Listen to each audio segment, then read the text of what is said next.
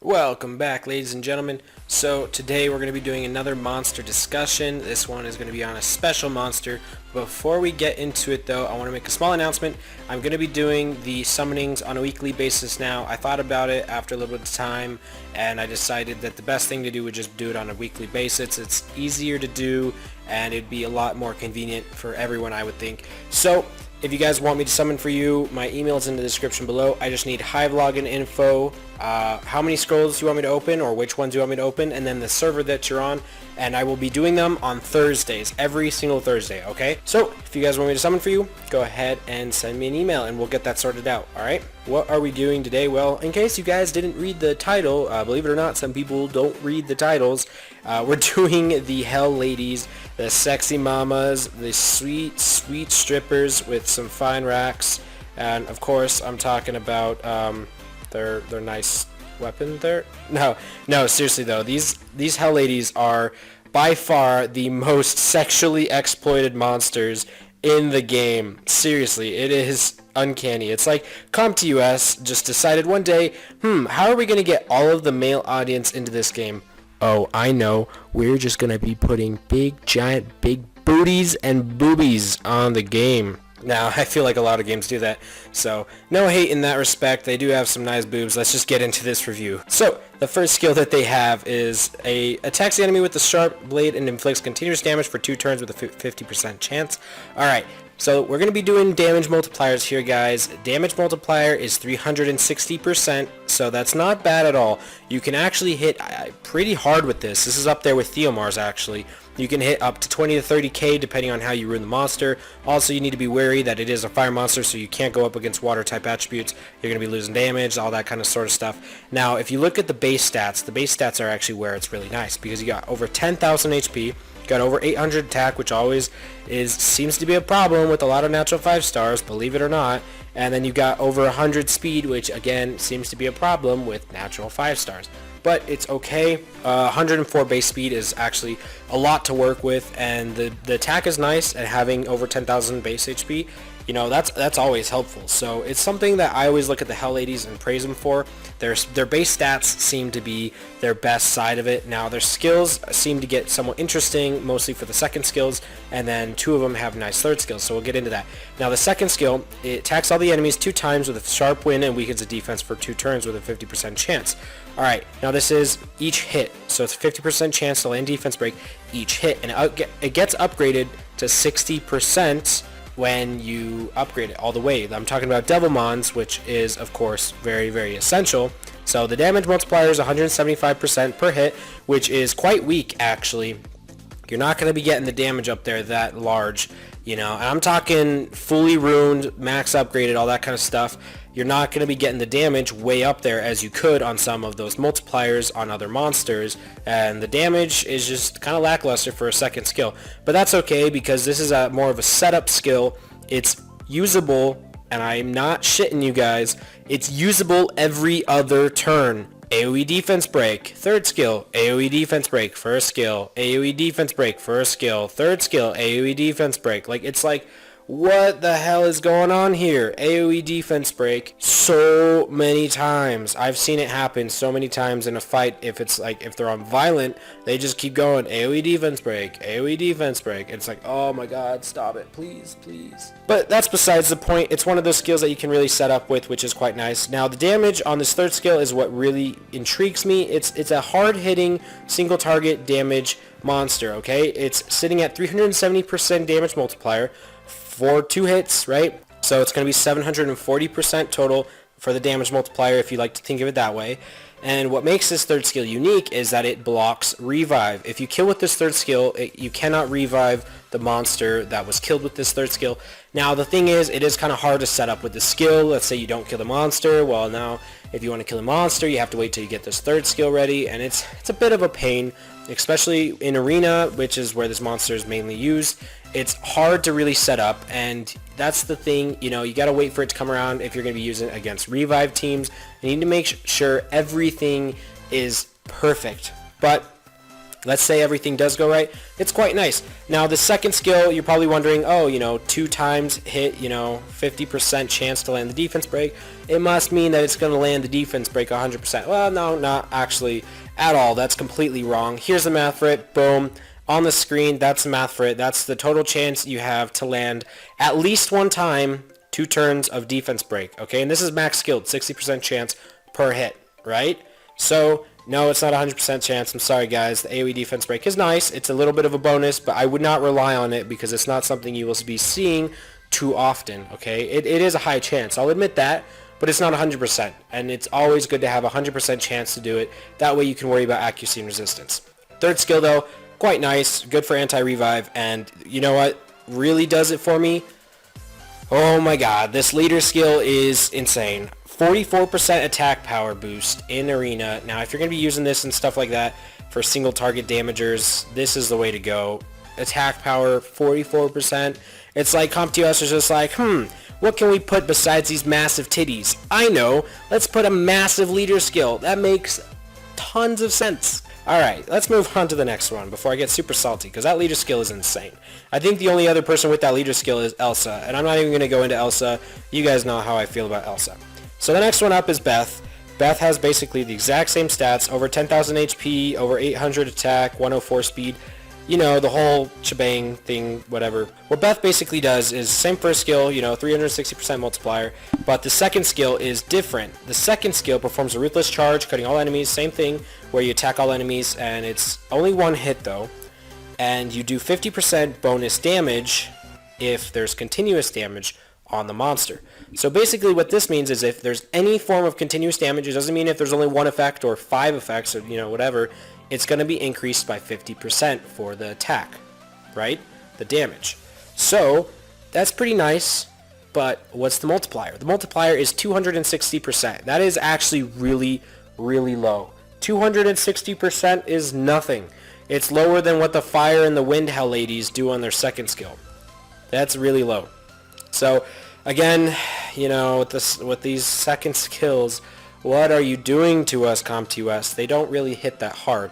Now, keep in mind, if you're a beginner level player or you're just getting into mid-game playing, yeah, these monsters are going to be really, really nice for you. So if you're like Fighter 3 just starting to get into Conqueror 1, these monsters are going to be huge to you. So don't leave a comment being like, oh my god, they do so much for me. Like, keep in mind, there is a long graph of how usable they are the further you get into the game. This is a little bit further down the game, so you guys can kind of look ahead. It's always good to look ahead, right? So this third skill, another single target high damage nuker. And you guys know how I feel about those ones. I shat on Conrad, and rightfully so, because I don't like single target high damage nukers. I don't like them, okay? They have to do more than just the damage. So this water one attacks an enemy 2 times, each attack decreasing the defense for the enemy. Also that disturbs HP recovery for 3 turns. So you're probably thinking like, wow, this is awesome against fire monsters. Well, who are you going to be using this against? Probably stuff like Chloe and Perna and all that other stuff. Problem is, if you're going to be using this skill, it hits 2 times, 325% damage multiplier per hit, which is pretty reasonable. If you think of it in terms of like, well, total damage, it's about 650% total damage, right? Well, thing is with that, if you're going to be one-shotting with this kind of skills, you're not going to need debuffs. Really, you guys, you're not. You're not going to be needing defense break. You're not going to be needing to disturb the HP recovery because they're going to be dead. Now, let's say you don't kill them. That's when it comes in handy. You'll be able to kind of hit them and do more damage because you put that defense break. You don't have to worry about any heals because you'll be able to kill them. So stuff like Chloe's is what I would look at Beth for. Now, Perna's, this is not a Perna killer in my eyes. Why? Because if you do kill the Perna, it's not going to revive with defense break or HP recovery because that's not how it works. A Perna revives, it is a revive skill. It comes back completely clean and no debuffs whatsoever. But it is a water monster and it does high damage, so yeah, that is one thing to look at in that regard. So you can use it to pick off Chloe's, Perna's, or even stuff like Velajules and whatnot, but you have to make sure that you can bring the right team around it, but this is where it kind of pisses me off. What the fuck, CompTOS? Putting an HP leader skill on an attack-based monster has always pissed me off. It's always nice to have an HP leader skill. Don't get me wrong, I'm not bashing on HP leader skills, and 44% is huge. what is CompQS doing putting these huge-ass leader skills with the big boob monsters? Like, what the hell are you doing? 44% HP on an attack-based monster. Like, what the fuck are you doing, CompQS? The reason I bash on it in this way is because it doesn't make sense if you're going to be bringing single target damage. You might make the argument that, oh, it's very, very nice to have a little bit of extra survivability, which is true. It is really quite true. But you know what? I look at Rocky's leader skill and I'm just like, oh my god. And the reason I do that is because 44% attack power for an attack-based monster, and most likely you're going to be building an attack-based team, makes a lot more sense. It makes a ton more sense. HP leader skill, 44%. It would make more sense to put this on something like the Dark One that is a reviver than to give it to Beth. And you know what? If this was on anyone else but Beth, I would probably be like, you know what? Okay, that's fine. But I don't like Beth, and I'll go into it a little bit later why. And yes, I am bashing on a natural 5-star monster. It's time to wake up, guys. I'd have to say the best aspect of her is, in fact, the leader skill. It just makes no sense whatsoever why it is on Beth in the first place. But that's okay. Moving on, we're going to be moving on to the win one, which, if you guys know what the names are, this one is Ethna. Ethna has the same first skill, of course, and let's look at those base stats. Over 10,000 HP, check. Over 800 attack power, check. Defense is about the same. And what the hell is going on? I don't know about you guys, but that base speed gives me a hard on. I'm serious. 119 base speed. Oh my god. Seriously, the last time I looked at something like that was Kabila and Spectra. I don't know any other monsters that have 119 base speed that are damagers, of course, but Spectra and Kabila aren't damagers, are they? So I think Ethna is actually pretty unique in the fact that that base speed is way up there, and she's a damager. So, attacks all enemies 2 times. It's the same AoE defense break skill. In case you guys didn't see the math, here's the math. Boom, 60% chance per hit for 2 hits. That's the total chance it is to land a single time of defense break. It doesn't matter if you land it the first hit or the second hit or both hits. As long as you land it one time, that's the chance to land it, okay? If you don't believe me, go do the combinatorics yourself. You can go find an online digital whatever calculator thing. It's really not hard. Yeah, it's pretty nice, and it's every other turn, so it's pretty freaking reliable in that sense that you can just keep pumping it out turn after turn after turn. Same thing with the third skill. I don't know why CompTOS decides to give these single target to almost every single one of these Hell Ladies, but that's just what they do. Same thing, the damage multiplier for the second skill is 175% per hit. Third skill, 700%. That's up there with Conrad. If you have a huge, I don't know, fetish with those single target high damage nukers, then Ethna is the one for you. I think she is the best in that regard. So she inflicts great damage and stuns the enemy for 1 turn with a 30% chance. Now, the damage that you do, the proportionality to that, will increase the chance of that 30% stun. So let's say you hit, you know, Ariel, and you take out half of his HP, that 30% chance to stun is looking more like 60 or 70 or even 80% chance to stun. I don't know the proportionalities to it, but yeah, it's going to increase that chance to stun. I'm not kidding you. That's seriously what it does. So the first thing that comes to my mind is, oh my god, what are we doing against Theomars? You pop that Endure and then he Violent Procs 5 times. The way that I do it is I put continuous damage, so if he Violent Procs, it kills him instantly. Well, this is also a very, very reliable way to do it. You hit him, pops the Endure, he loses all of his HP but 1.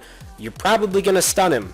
You take out 99% HP. I'm pretty sure that's going to be a very, very, very, very, very, very, very, very, very high chance of stunning him.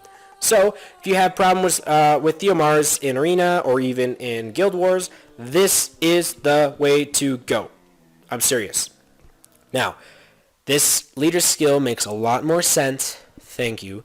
Critical rate of ally monsters in the arena is increased by 33%. This is very, very good for the beginner and mid-game players, or just going into mid-game. So like you Fighter 3 Conquer 1 players, 33% critical rate is going to help you a lot because it's kind of hard to get critical rate on your monsters when you're running crit damage on slot 4. And I do not advise going Blade, Triple Blade, or whatever.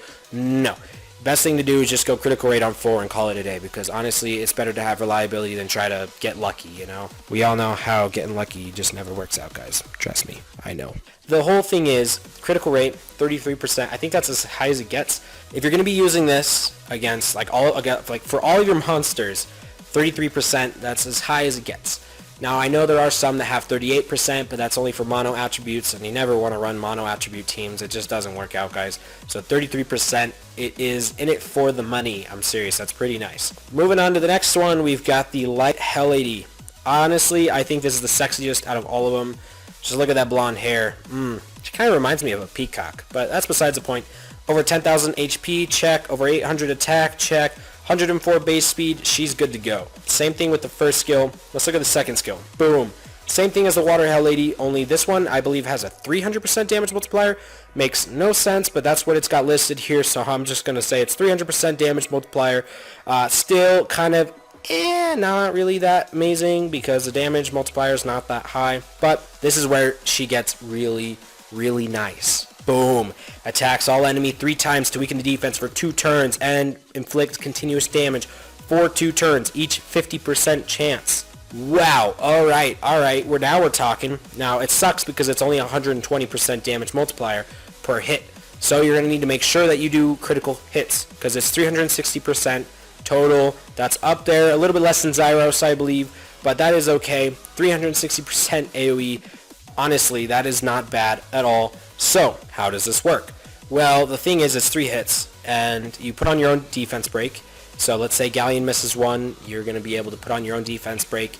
Let's say you get that second turn around, there's no Veramos or whatever, you wipe out Veramos.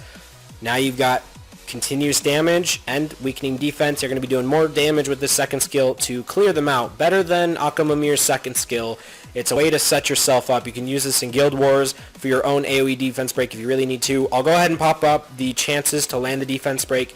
Boom, right up there. Now the chances to land continuous damage is a little bit different. Boom. That's 1 turn continuous damage, 2 turn, and 3 turn, the chances for each of them, and then of course the chances to not land anything for both of them. Yeah, I know they look pretty slim, but it does happen, so you got to be prepared for that, especially if you're running her as damage. You're not going to have as high accuracy, so let's say resistance comes into play. Well, now that chance is looking a lot higher than it is listed right on the screen. Now you guys, of course, can check my math, combinatorics. It's really easy. Just do the math yourself. So the thing that I really dislike about Asima is the fact that her leader skill is accuracy. Again, what the fuck is going on here? What is wrong with my life? The reason I don't like accuracy, particularly on Asima, is because you should be focusing more on stuff like attack power, critical rate, or even critical damage, which I think there's only one leader skill that does critical damage boost, which I don't even remember the name of the monster, but it was a gift for some weird thing. But anyways, it's leader skills like that that really matter. Attack speed is also a huge one. And it's hard to find monsters like that. So when you give really rare light and dark natural 5 stars, shit like this, it's kind of disappointing. Now you can argue that you can use this with Galleon to make sure that you do land defense break and all of that stuff, which is totally fine. You want accuracy on Asima as well. So if I ever pulled in Asima, I'd probably use this leader skill. Just the fact that I really want to land that defense break and continuous damage, and it appears that it would help me a lot more if I did that. But I always rely on 33% increased attack power. Always, that is just so much better, and it's hard to find monsters like that, so I can totally understand if someone would use accuracy. Now remember, this is only for arena, so don't be looking at stuff like TOA, like, oh my god, 55% accuracy in TOA. No, it only works in an arena, guys, in arena. I have thoughts on it, though.